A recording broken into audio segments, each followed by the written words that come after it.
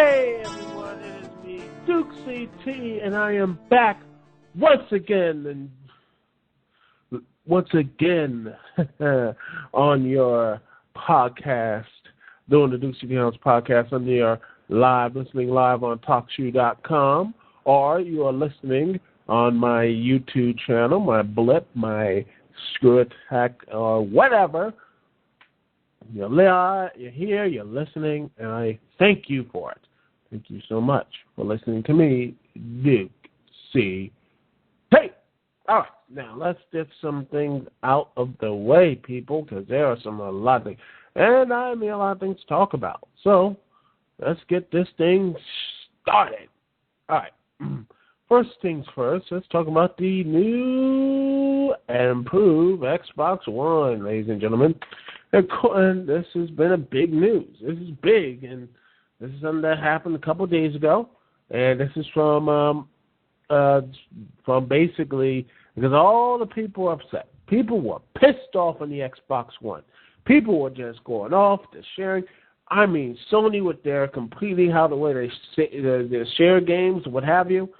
It basically was just E3 was a complete and utter disaster for Microsoft. I mean, I've never seen a company completely just destroy their own selves in a conference. And then with the huge price point, $500, you had this huge draconian always on DRM and all that type of stuff.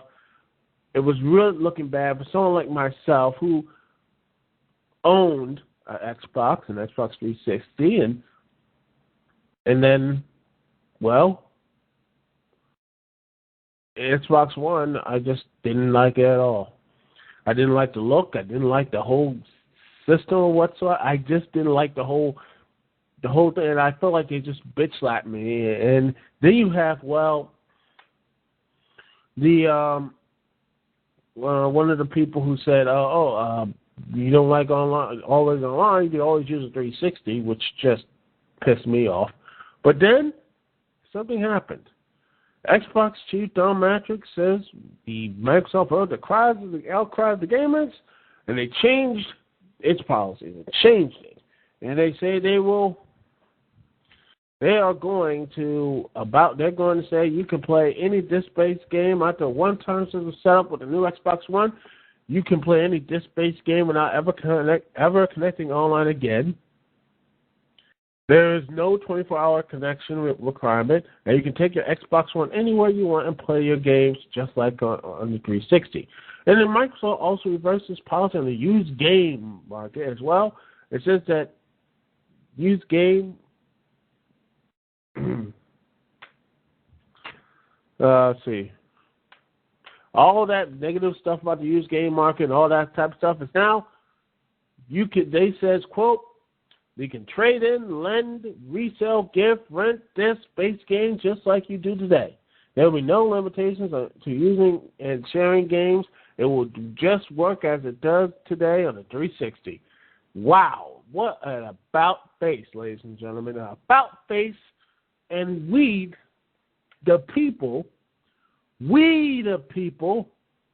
actually did something. It's with our little bitching and our little kvetching or what have you.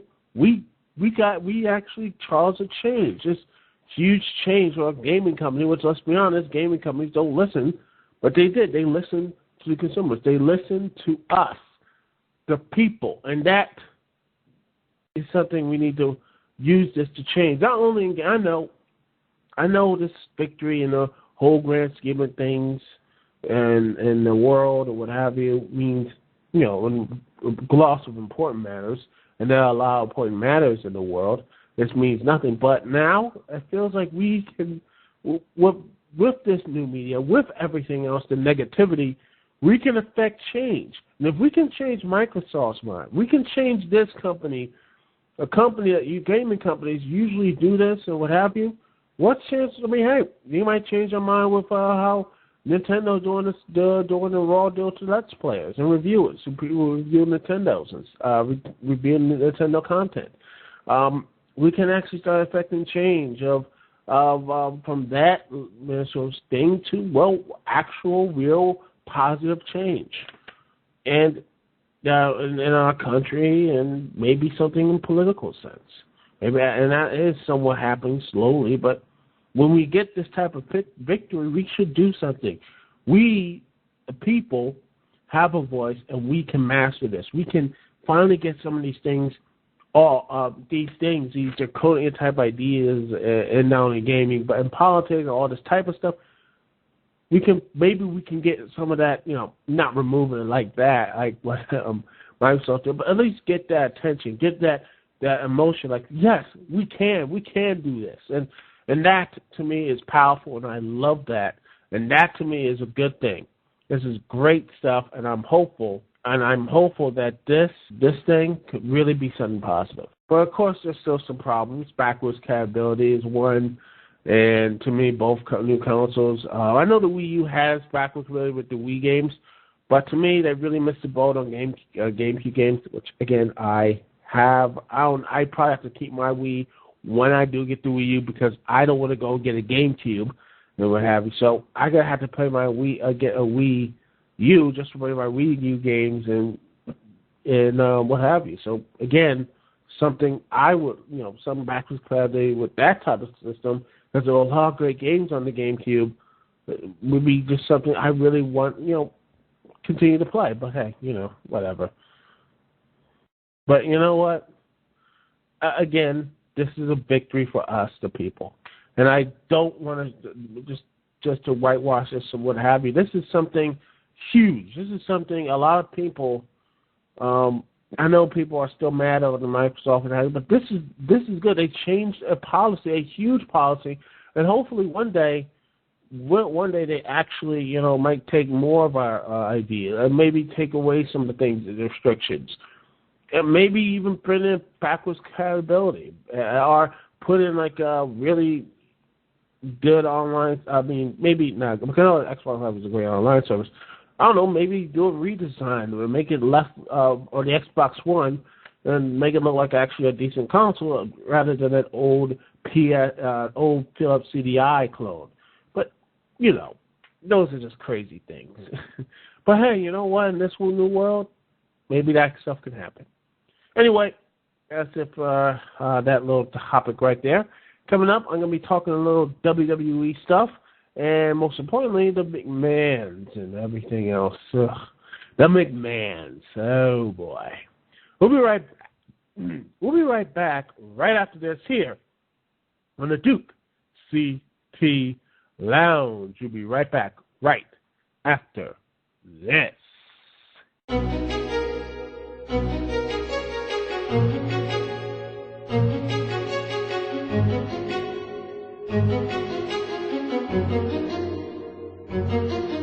Outside on the corner where I caught the bus, thinking in my head it's colder than I thought it was. Sometimes life is like that, and you just quiver your lips, whisper a wish, hoping someone might give us deliverance. Now deliver this message, think I could live with this message. You could just give a few seconds to come and sit in my presence. And yes, it is so precious, yes, it is a blessing. Next, I'll attempt to express it with every heavy breath, cause just to make it worth it, and just to make it real, you always made it perfect, and that's the way I feel.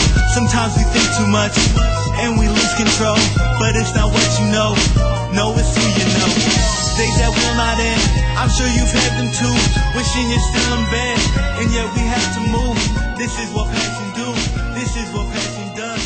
And we are back, ladies and gentlemen, here on the Dukect Lounge. Phone number, if you want to call in, is 724-444-7444. Once again, the number is 724-444-7444. And the call ID to connect to me, Dukect, is 92417. Once again, the call ID is 92417. And then also, if you have the TalkShoe app, the TalkShoe Pro 2.0 app, you can have the shoe phone that you can just call, you can do connect. You can just bam, and you can just talk to me with the mic right there on your computer. So that's how you can do it. Talk straight to me, Dukect. Anyway, let's get to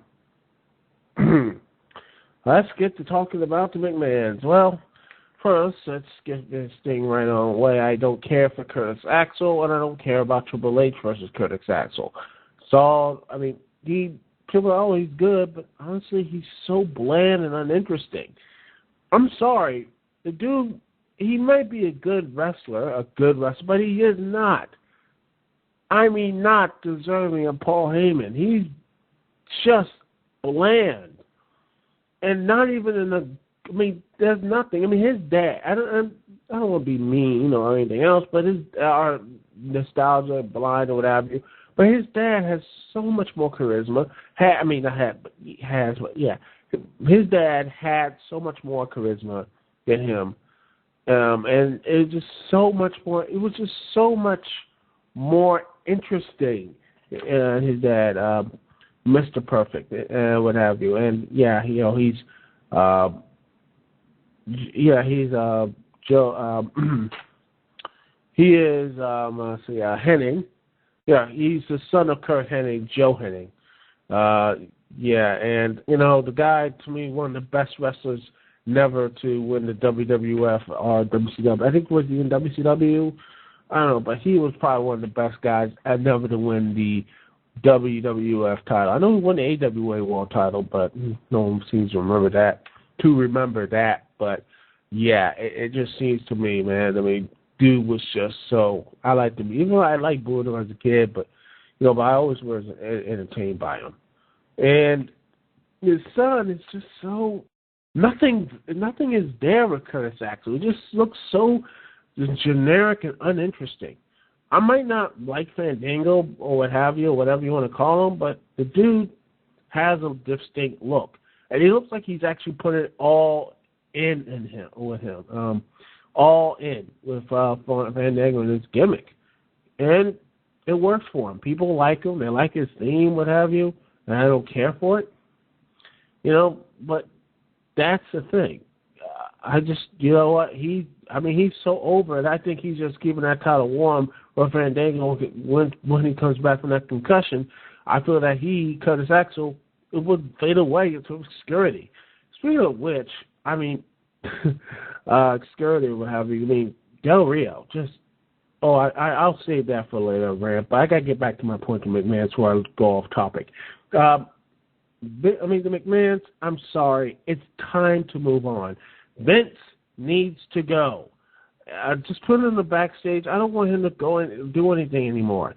Triple H, same thing. I'm just, you know what? No, you're doing some good stuff behind the scenes. That's nice, but to me, that's what you should be doing. You should leave for the behind the scenes. Not this whole proxy war with Vince and Triple H. I don't care about it anymore. And Stephanie, Stephanie, who is smart, she's powerful and all that, she's good looking and all that good stuff, but does not know a lick of things about the wrestling business whatsoever. And, well, quite honestly, pissed me. Constantly, the last segment she was in, that last Divas segment, oh, God, I hated that. Just completely destroying AJ and Caitlyn. Just completely, just like, who cares? Just basically asserting her dominance or what have you against AJ Lee and Caitlyn again, and just shoehorning herself in. That's what she's shoehorning herself into an angle which, quite honestly, doesn't need her. Honestly, an angle that, let's be real, a lot of fans are hyped, but it was just barely took together in the first place. I didn't really care for it. The match was okay, not deserving of the hype. I didn't think it was probably, to me, it was a good match, but not good enough. I still think, to me, AJ is okay. I haven't seen anything that defines, like, oh my God, AJ Lee is so great, or what have you. I'm sorry. I'm tired of AJ Lee. Once they turned her crazy, I just got more. It just seems they were screaming. This is my personal opinion. If I'm wrong, go ahead and see me back in the comments, chat room, what have you. But when I look at AJ Lee, it seems like they're trying so hard for the Mickie James thing, but it just comes off as flat. Mickie James, the better or worse, can play crazy. She can play crazy very well. But AJ Lee, she just seems so, I don't know. I mean, she was nice when they did the whole thing with the whole Kane, the whole stuff last year, but it just feels like it was so tacked on. Then she came Raw, the GM Raw. I'm like, wait, what? Why is she GM of Raw? And then they had this whole feud with Vicky Guerrero, and I'm like, and then that just got dropped, and then she was with Dolph Ziggler, and I'm like, what the hell are they doing with AJ? Now I'm like, oh, God. They just ruined her before you could do anything with her. I'm sorry. I didn't really care about her. And Caitlyn, while I think she's talented in some aspects. I think she's a really good wrestler. I don't think those two really have any good chemistry in the ring at all. I feel, honestly, Caitlyn is, I would not be surprised if she basically gets forgotten about, and they're just going to have AJ versus Caitlyn, AJ versus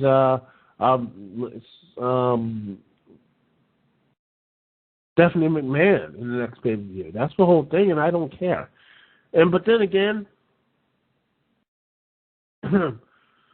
it's just something that I really feel that the whole thing about the Divas division as a whole is the TV. I mean, the whole WWE treats the entire thing as a joke anyway. I mean, let's be honest. They assassinated their characters. Remember that whole with Beth Phoenix, the Hunter, real girls, exactly when the Divas Doom gimmick. I honestly think that destroyed Beth Phoenix character during that thing, and then next thing you know, that thing fell apart, and then you had Natalya, probably one of the best female wrestlers they had, and what have you, and they put her with a party gimmick? What the hell? Can someone give me a good reason why they put her in that? I still had no reason why they put her with that. Or with the Great Khali. I don't care. But they don't care. In fact, that's the problem with the whole wrestlers in general. And to me, one of the main problems with the WWE right now is that they don't care about the Divas or the mid-card, quite frankly. In fact, the mid-cards and Divas have been treated like jokes for the past 5, 6, 7 years. And they've been told, most often than not, before Michael Cole was ranting at what have you about the Divas division and everything else, it's like during that time, they didn't even care. Like, they talked about other things. They talked about other matches. They didn't care about the match. They didn't care. They didn't talk about the holds or everything else. They do the same thing now over mid-card matches. They don't care. It's, to me, the WWE is either you're a main eventer or you're not. And to me, it's just they make everyone else seem on their show stupid, make themselves seem better, and then honestly, I'm surprised when no one cares about the wrestlers anymore. You made them not matter for all these years, and you're surprised no one cares about them? Are you? It just seems like this backwards thinking. Again, it just seems like there's nothing but backwards thinking in these type of commitments, this small-minded thinking that, well, we'll treat our mid-carders like crap, we'll treat our divas like crap, and they'll succeed. It's just mind-blowing how the McMahons do this stuff. And speaking of people like crap, Alberto Del Rio. Now, it was a good double turn on with him and Ziggler, but let's be honest. Out of all 4 title reigns, do you think he's going to be any memorable? I mean, compare the guys.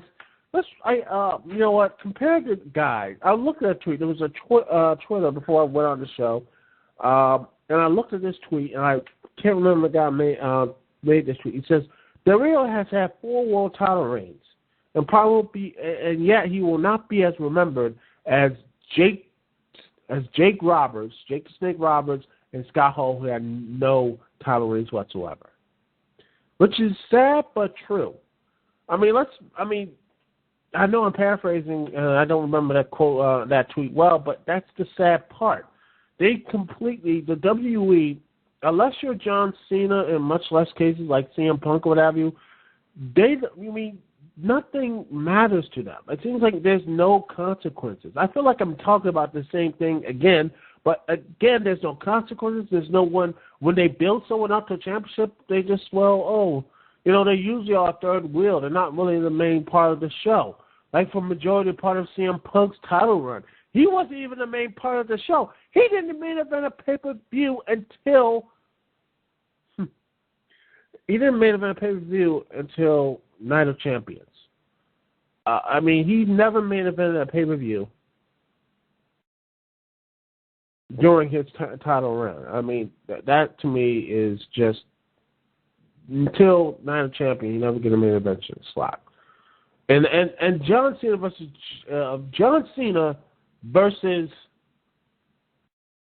John Laurinaitis over here. I'm like, you know what? Fine, make that. And they made the WWE title into a mid-card belt.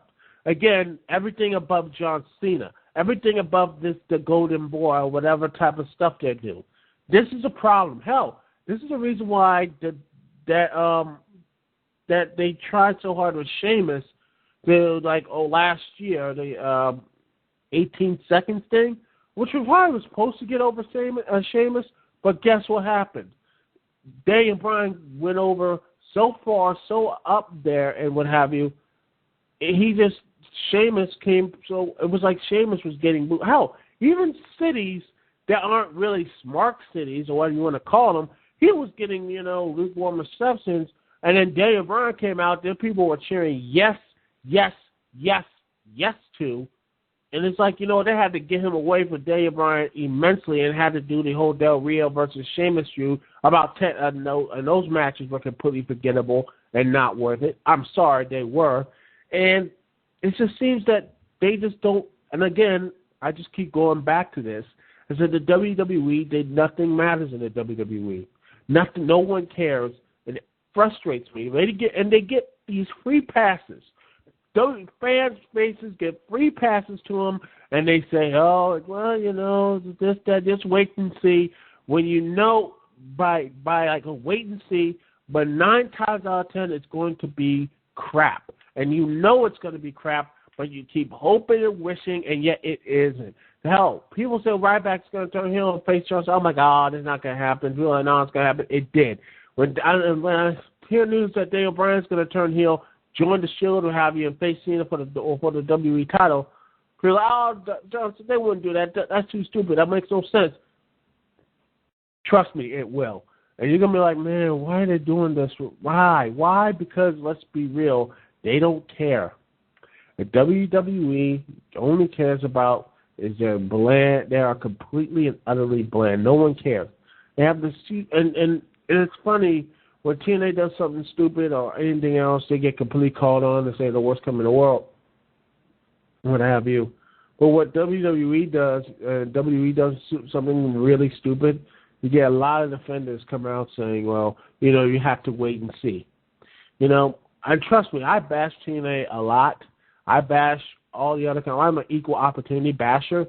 But you got to admit, people, it's getting to a point that people, they're just like, they'll give WWE a free pass or take the little glimpse of something great instead of a good show overall, or they'll take a good show overall and a sea of mediocrity or complete garbage, which most of Raw is, by the way. Last week's Raw, somebody said it was great. No, it wasn't. We have, honestly, it was good, but we had we could have CM Punk versus Lesnar. Yay, that's great. But there's a lot of crap that's into it. Oh my goodness, Mark Henry versus John Cena. I'm really questioning that because let's be honest, as much as I like John Cena, I don't think that those two guys might not have a good match with each other. I think it's going to be a really, I don't think it's going to be as good a match. And it's going to be really bad. And the funny thing is, I look at the Raw ratings. They say, Mark Henry has the highest rating, but yet when that reveal was done, people just left. I don't need I think the numbers here of the Raw ratings, but it is like a huge drop off, and and everything else. I'm trying to look for the ratings right here. Great. Here they are. Here it is. Let's see. the ratings for Monday Night Raw. And let's see. Here it is. The Cena Mark Henry segment.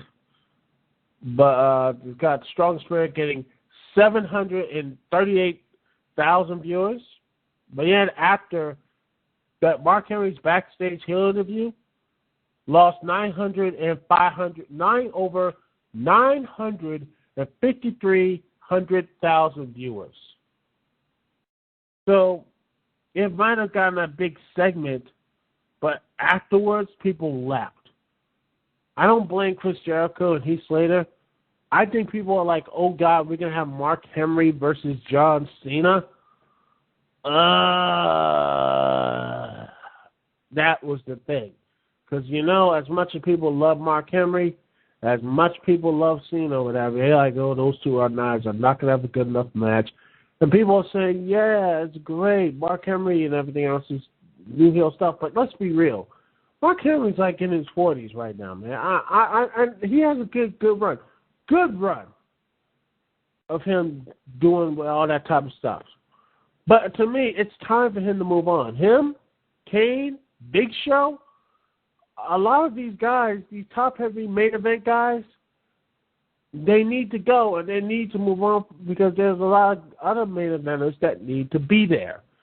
I mean, that's just my personal opinion. They need to free up some room for guys like Ziggler. Let's see, who else? Ziggler. Kofi Kingston, who, when he comes back, I feel he's ready for that main event spot. A lot of people, they say he's ready for it, but I don't know when they're going to pull the trigger on him. I think Ryback, a lot of people, maybe he needs to stay in the mid-card, but I think he is as main eventer all over him. I think Ryback, give him a chance again because with the crowd behind him, people loved him, and they screwed him up again. But hey, you know what? Him, Daniel Bryan, I think he's ready. Don't turn him heel, even though they're going to probably do so. They shouldn't because the crowd love him. They love him, and they want to cheer for him. They're going to try to turn him heel because he's facing John Cena, and God forbid you have him face John Cena and not have him do a whole heel thing. I'm just, it's just frustrating. Because I like John Cena. I think he's a very good, if not great wrestler. But it just seems that they just have to find ways just lower the bar to the point that John Cena is, lower the bar to basically just like, even though he's getting booed, it's like, keep insulting the audience and keep saying, he's good even though he acts legitimately heelish and he has charisma, but he's just the crowd has no connection to him whatsoever. I mean, most of it is just boos, and I feel like the WWE is just too damn stubborn to do anything with his character. And it's been like this for the last 5-6 years now, and I think they're not going to really change. They just say he's controversial, and there's nothing really controversial about him. Anyway, I'll be right back right after this. We're going to be getting into TNA's Bound for Glory series. Yeah, this podcast got a little longer than that rant. Again, I'm sorry if that was too much for you, but hey, you know what? I get going, I go, man. I go, because hey, that's what I do. Anyway, thank you so much for listening. It's Dukect Lounge. We'll be right back right after this.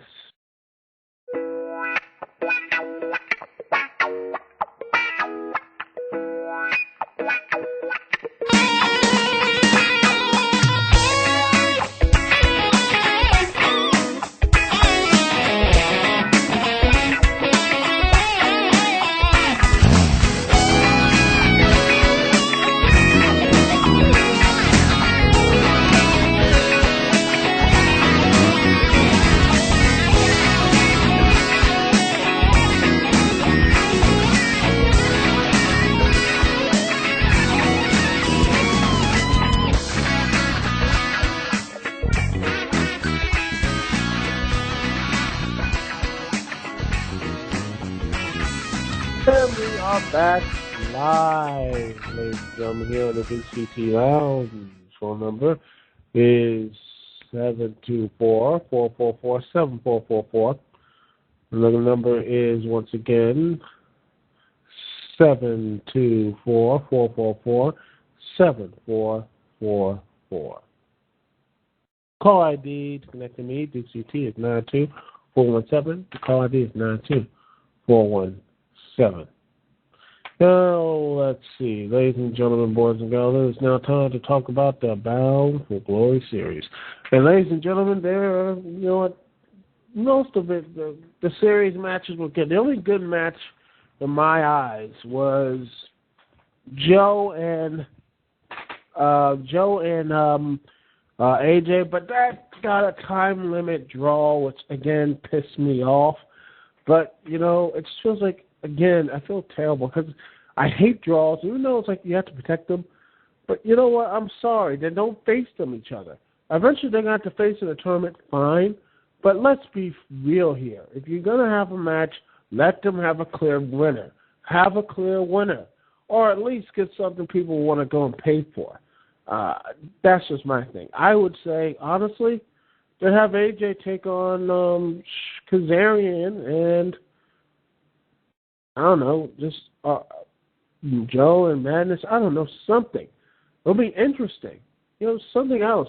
I mean, you have to find people who are just not going to take anybody. You know, that sort of thing. You know, that sort of stuff. You know, that would have been nice. You know, I have Mr. Anderson take on AJ, you know, because this whole aces and eights, you know, against AJ Styles, what have you.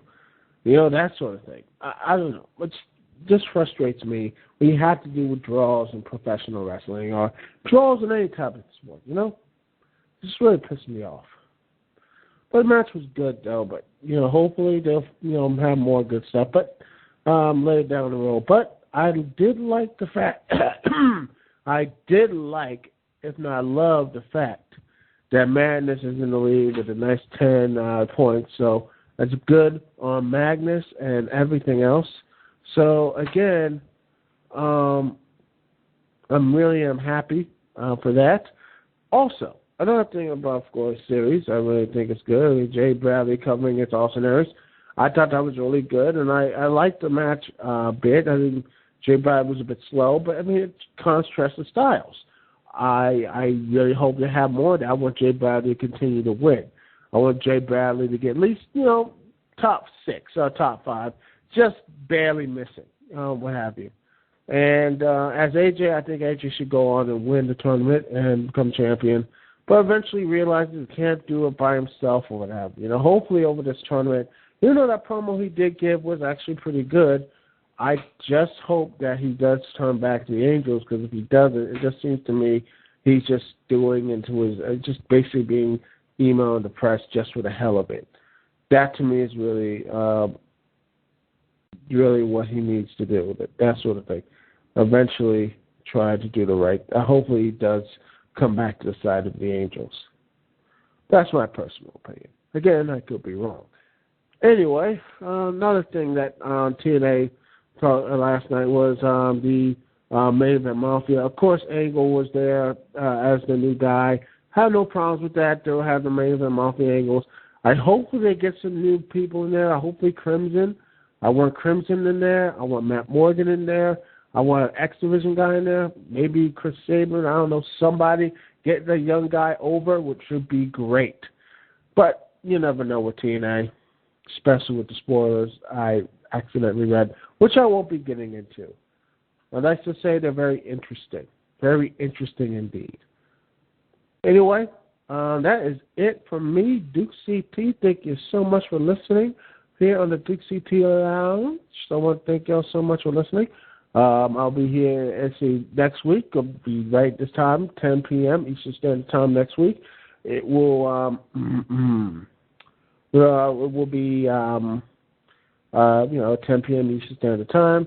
Hopefully, we have some really good news coming off of TNA as well, heading into Destination X live on Spike TV. Anyway, I don't know if that's going to be commercial free or not, but who knows. Anyway, Duke CT here. Peace and love. I'll see y'all when I see y'all. And hopefully you will see this podcast on my YouTube, Blip, Screw Attack page, and all the rest of it. Anyway, thank you so much for watching and listening. Thank you so much. Comments, criticisms, all welcome. Peace!